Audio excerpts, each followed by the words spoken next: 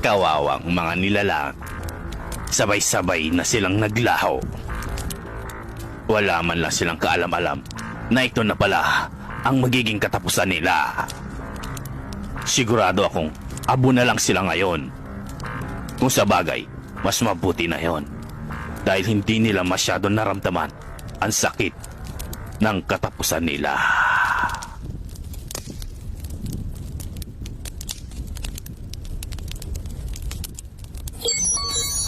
Humanda ka. Kung sino kuman ang gumawa nito,